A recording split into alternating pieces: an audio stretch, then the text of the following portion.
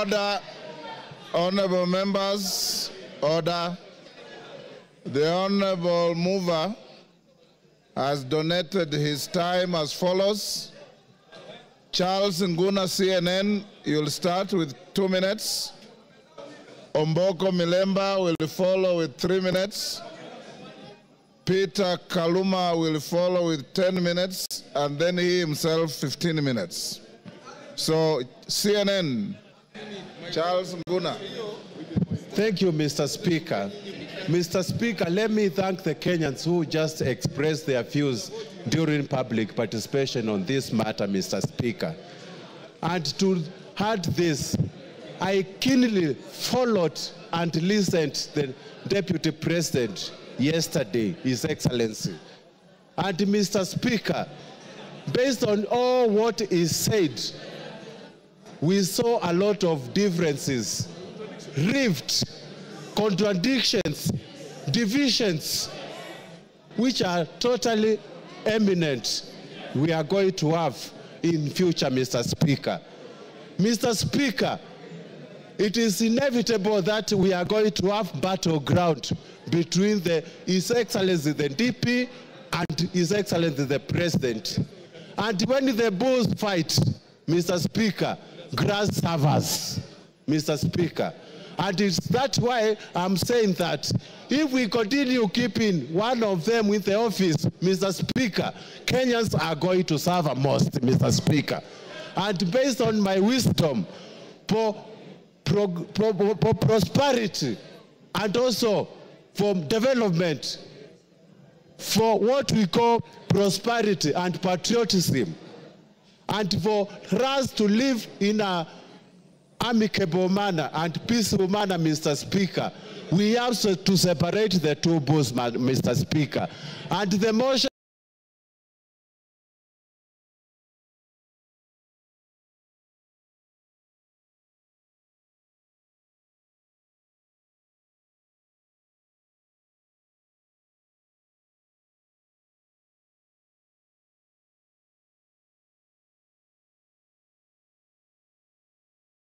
and possibly the members who can listen to me to realize that one issue that has not been answered consistently is the question of chairs. Yesterday I listened to the Deputy President and today also. Whenever he's asked about chairs, Honorable Members, Speaker, can we reduce our levels of conversation? Thank you, Honorable Speaker. Whenever he's asked about the issue of chairs, he picks ANC party agreement and Ford Kenya party agreement. And instead of answering that question, he hides in it. Finally, Honorable Speaker, I'm now holding the reply by Honorable Gachagua, and on page 333, the agreement is annexed. And I want to demonstrate to this parliament that what you have been told was wrong. Because that agreement does not talk about just power sharing for a region. He has avoided intentionally to read the entire paragraph, which says that the sharing of the political parties will also depending further on the need to achieve an inclusive government that reflects the face of Kenya, including the need to accommodate the representation of any future member party and all regions of Kenya. He avoided to read that and therefore gives an impression that there was a power sharing agreement which only confined ANC party to Western only, when ANC party is a national party. Look at this, Honorable Speaker.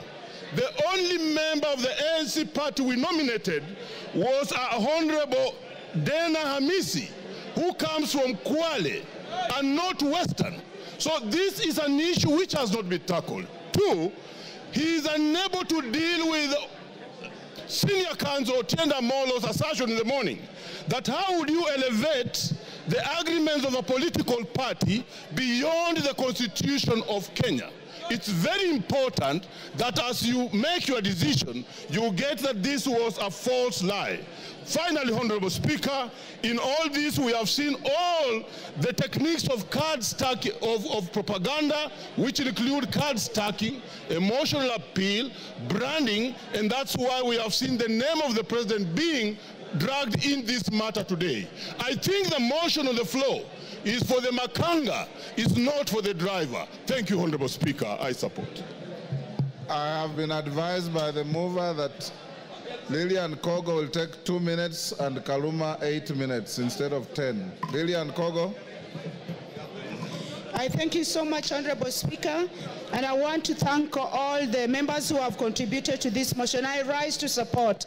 I had not given my voice to it, but Honorable Speaker, as you were speaking earlier, Honorable Speaker, I believe the Honorable Deputy President of the Republic of Kenya was following the proceedings of this House. And one of the matters, Honorable Speaker, that came out so clearly, Honorable Speaker, was the insult on women, Honorable Speaker. Women form a substantive position in this country's national development, Honorable Speaker. And Honorable Speaker, I expected that when the Deputy President came to this House, he was going to address this matter on a special way, Honorable Speaker. But I did not listen. I did not hear him. I did not hear the Deputy Speaker say when, where, how. The Deputy President, sorry. I did not hear the Deputy President, one Honorable Rigathi Gachagua, answer to the question of saying that one noble member of this House, the Honorable Gachagua, is a Malaya, Honorable Speaker. It concerns me, and I wanted the Honorable Rigathi Gachagua to tell this House where, how, when, who witnessed him sleep with one Gachagua and how he felt. We wanted to know, because we are not going to allow women to be used with derogatory language moving forward, Honorable Speaker. It is nobody's choice to be a Malaya. These are mothers. It is nobody's choice to be a Malaya. These are our sisters. It is not... Time up. Peter Kaluma. Peter Kaluma.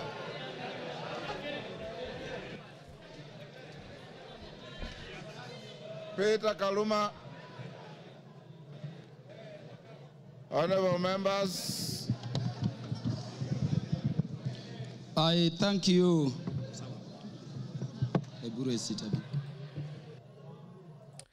Basi mpenzi mtazamaji na msikilizaji ambaye umekuwa ukifuatilia yale ambayo yakiendelea ama yamekuwa yakiendelea kutoka bunge la kitaifa pale, ambapo tumekuwa tukiona matangia asubuhi pale wabunge walikuwa wanajadili mswada wa kumuondoa ofisini naibu rais Rigathi Gachagua hadi mida ile ya saa 7, wakati walienda katika mapumziko mafupi, kisha baadaye muda wa saa 8 wakaweza kurejea pale, na wameendelea tu na mchakato ule wa kuangazia yale ambayo yanawafanya wamuondoe ofisini naibu rais Rigathi Gachagua.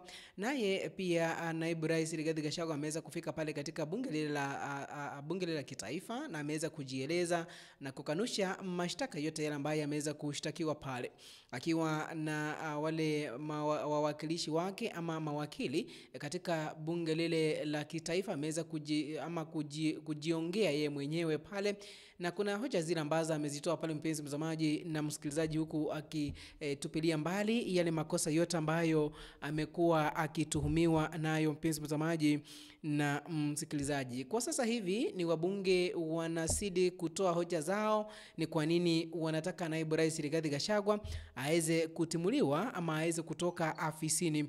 Katika yale ambayo ameweza kuyazungumza, amesema kwamba ama kati ya video zile ambazo aliweza kucheza pale, mpenzi mtazamaji na msikilizaji, ni kwamba alikuwa amesema kwamba hasa video evidence of his boss William Ruto criticizing public officials for incompetent. He is using the old clips to defend his own remarks, which targeted senior government officials, including the intelligence chief.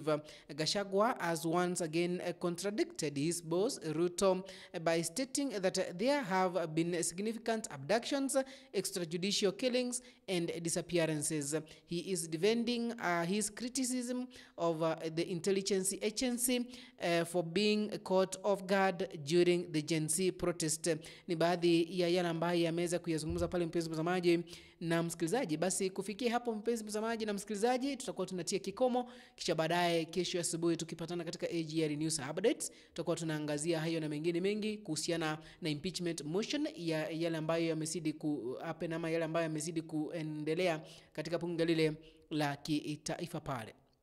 Na kabla sijatoka ni kwamba katika uwanja ule wa JKIA ama Kenya Airport Authority imeweza kutangaza kufunga Terminal 1E katika uwanja wa JKIA kuanzia Oktoba tarehe 10 mwezi Oktoba tarehe 10 mwezi huu mwaka wa 2024 kwa kufanya marekebisho ama renovation pale. Sema kwamba they say that the affected airlines will be processed through Terminal 1A. Hiyo kwamba wale wote ambao wamehusika kutumia Terminal 1E basi watakuwa wanasaidiwa kupitia Terminal 1A pale. Tusidi pamoja, endelea kufuatilia Bakusi Global Radio. Jina langu ni Geoffrey Nyakundi.